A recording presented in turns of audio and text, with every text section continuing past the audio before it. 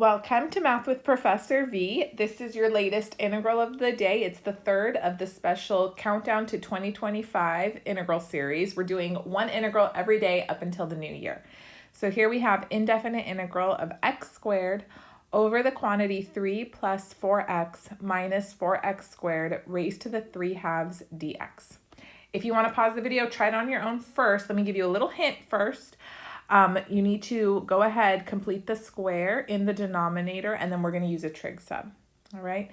And keep in mind, you don't have to use trig sub only when you see a square root in your integrand. You could do it anytime you have some sort of quadratic expression that doesn't factor, that's being raised to a power. It doesn't even need to be a fraction like this. If it was an integer too, trig sub would be the way to go. So in order to start completing the square, let me factor out the minus sign in front of the 4x squared. So then I really have 3 minus 4x squared minus 4x. And then I'm looking here, in order for this to be a perfect square trinomial, I would need a plus 1 here, okay? And really what I just did was add an extra -1. So to compensate, I'll have to add another +1. That way I really just added 0, right? I put an extra -1, but then here's a +1, so everything's all balanced out. And then this +1 and 3 are like terms. So really I have 4 minus this perfect squared trinomial, which factors into 2x minus 1 quantity squared, okay? So we can go ahead and use trig sub. Now technically when you see a squared minus y squared, we use the substitution, let y equal a sine theta, right? Well, in this particular case, the variable quantity that's being squared is all of this, 2x minus 1. So you're going to go in and you're going to say let 2x minus 1 equal, and then be careful, a is 2, very good, 2 sine theta. How are we doing? Okay, so if you've never seen that before, this might be a little funky, but it doesn't have to be plain old x or plain old y, just some variable quantity squared. That's how you set up your trig sub. Then go ahead, take the derivative of both sides so we can find the differential. So derivative of 2x minus 1 would be 2 dx, and then derivative of 2 sine theta is 2 cosine theta d theta. And then these 2's just cancel out, so that's pretty nice. So then now I have here dx equals cosine theta d theta. So that means this dx is going to get replaced with cosine theta d theta. Good? So that's taken care of. This whole denominator is now 4 minus 2x minus 1 quantity squared, which I can replace with 4 minus 2 sine theta squared. What about this x squared up here? That's just hanging out a little strangely. So what you do is you come back to this step where 2x minus 1 is 2 sine theta, and we're going to solve for x in terms of theta. So again, watch this. We have 2x equals 2 sine theta plus 1, and then divide by 2. Then we have x equals sine theta plus 1/2. So all of that is going to go in my numerator and get squared, okay? So a lot of stuff going on, but nothing you guys can't handle for sure. So here we go. So now we'll have integral, instead of x squared up top, remember we have sine theta plus 1/2 quantity squared. Let me color code for you. X squared is all of this. Good? Okay, and then dx is cosine theta d theta. Let me just put that up top so it's not floating off to the side and maybe we'd forget about it. So here's dx here. And then all of this, remember when we completed the square, it was 4 minus 2x minus 1 squared. So applying my trig sub, that's 4 minus 2 sine theta squared, and then this is all raised to the 3/2. Good? Okay, now we clean up. So you call the cleanup crew. Here we go. In the numerator, let me multiply everything out. So that's going to be sine squared theta plus, you have sine theta times 1/2 times 2, so then it's just sine theta. Squaring 1/2 is 1/4. And then just leave this cosine theta d theta out here for now. And then in the denominator, this is 4 minus 4 sine squared theta, all raised to the 3/2. And then remind yourself, the next step is always to use our Pythagorean identity. So we want to factor that 4 out so we can do so. So this is 4 times 1 minus sine squared theta, and then that's all raised to the 3/2, right? Good. And then this is really 4 times cosine squared theta, all raised to the 3/2. You can distribute that exponent through. So it's 4 to the 3/2. And then cosine squared theta to the 3/2. Remember, when you raise a power to another power, you multiply those exponents. So this is going to simplify to 4 to the 3/2 is square root of 4 cubed. That's 8. And then cosine cubed theta. So that's what my new denominator is going to be, okay? Let me rewrite everything with what we have so far. So now we have sine squared theta plus sine theta plus 1/4 times cosine theta d theta, and then we have 8 cosine cubed theta in the denominator. Now, immediately I'm like, ooh, we can cancel this cosine theta with one of the cosines from the denominator, so now it's just cosine squared. And then let me just take this 8 outside so it's not bothering me as much. I always like to move the constants out when I can, just so you can focus on the integrand and it's a little less cluttered. So we've got a 1/8 out there. Now I don't need parentheses in the numerator. I just have sine squared theta plus sine theta plus 1/4.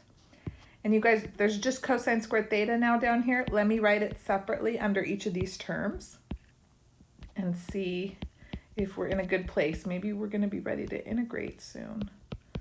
I would love it. Here we go. Don't forget parentheses. Don't forget d theta. Look at that. Okay, so let's see. 1/8 times integral. This is tangent squared theta plus, how should I rewrite sine theta over cosine squared theta? Let me show you right here off to the side. It's sine theta over cosine theta times 1 over cosine theta, isn't it? Since there's 2 cosines in the denominator. And that's just tangent theta secant theta, which I love. Don't we know the antiderivative of tan theta secant theta? Oh, fabulous. Plus, and then this last guy, this is great. This is just 1/4 secant squared theta. We know his antiderivative. Perfect, perfect, perfect. Okay, anybody here we can't integrate? Sort of, just this tan squared theta, but that's an easy fix. Remember, we can replace tangent squared theta with, that's right, secant squared theta minus 1. So notice we can combine like terms now, because here's a secant squared theta, and then there's a 1/4 secant squared theta. Let me clean everything up before I take the antiderivative. So 1 plus 1/4, it's 5/4 secant squared theta.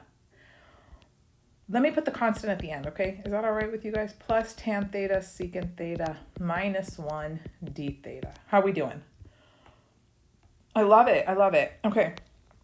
Now for the fun part. So 1/8 times antiderivative of 5/4 secant squared theta is 5/4 tangent theta plus, next term's antiderivative is just secant theta minus theta, and then don't forget plus c.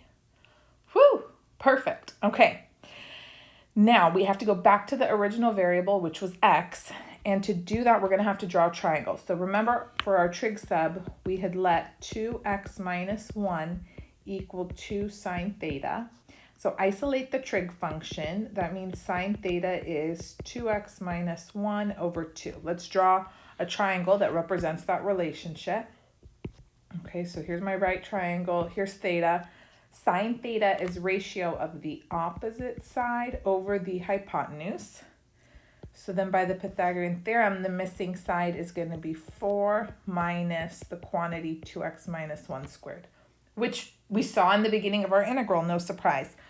I'm going to actually multiply it out and use that version because that's how the problem originally was written, right? Do you remember? It was 3 plus 4x minus 4x squared underneath that radical before we completed the square. And so usually when I'm drawing the triangle, I'll write one of the sides that pops up from the original integral exactly how it was in the problem when it was given to me. Okay, moving on. So we've got 1/8 times 5/4. Tangent theta is ratio of opposite over adjacent side. So that's going to be 2x minus 1 over square root. Hold on, this ugly square root, and we've been doing such a beautiful job. There we go. 3 plus 4x minus 4x squared. So there's my tan theta. Next, we have secant theta. So secant theta is the ratio of the hypotenuse over the adjacent side. So it's going to be 2 over square root 3 plus 4x minus 4x squared. And then minus plain old theta, I always go back to whichever trig sub I used and then utilize that inverse trig function. So it would be sine inverse of this quantity here, 2x minus 1 over 2. Sine inverse 2x minus 1 over 2. And then close it up. Don't forget, because there's that 1/8 sitting outside plus c. Okay, beautiful. Now let's see if we can clean up a wee bit. So we've got now 1/8 times, I want to distribute this 5 through. So then it's 10x minus 5 over 4 times the square root 3 plus 4x minus 4x squared plus, and then these almost have the same denominator. It's just this one here is missing the 4. So let me go ahead and multiply by 4. So then now this is plus 8 over, and we have the same denominator, 4 square root 3 plus 4x minus 4x squared minus sine inverse 2x minus 1 over 2 plus c. I got squished. My bad. Okay, and then I think from here, we're pretty much ready to clean everything up. Final answer coming in soon. 10x minus 5 plus 8, that's 10x plus 3, yes? Yes, Professor V. Over, watch this, guys, watch this. 8 times 4, that's going to be 32. And then let me put this whole square root 3 plus 4x minus 4x squared minus, and then yeah, let's distribute that 1/8 here as well. Sine inverse 2x minus 1 over 2 plus c. Okay, fantastic. Did you get the right answer? Oh, I wanted to make a comment, and I'll talk about this more another time. On a couple integrals of the day ago, not the last one, I think the one before, a few people said, I got this answer instead. Is this correct? So I'm going to sit there and work through your solution and check. But here's a way you could check for yourself if you're not sure and yours looks different. It involved trig functions. So a lot of the time, if you play around with your trig identities, then it'll just be off by a constant, which can get absorbed into the plus c. So that's fine. And another thing you can do is you can make up some arbitrary limits of integration. Just make sure that they're in the domain of the integrand and everything. And so when you get your antiderivative, right, and you evaluate it, you get some number. And you can do the same thing with my answer. And if you get the same number, then you know both are equivalent if you're not sure. So when you have an indefinite integral and you're not sure if your antiderivative is correct, then you can check that way. Okay? Just a little tip. Maybe you already knew that, but I thought I'd point it out. So yeah, please comment down below if you did it differently. How did you do? Was this one super tricky? How would you rate it on a scale of 1 to 10? Or here, pick the appropriate pepper. Is it a cucumber? Was it a jalapeno? Was it a serrano? Was it a, what's the other one that we just got? An habanero. How about those?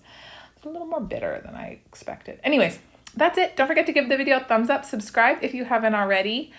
I'll be back tomorrow with another integral. So Review if you need to. Hop to that Calc 2 playlist, video lectures playlist, if you need to brush up on some integration techniques. I hope you guys are enjoying this new series. You can also follow me on Instagram, TikTok before it gets banned. Math with Professor V. I love you all. I'll be back sooner than later. Bye.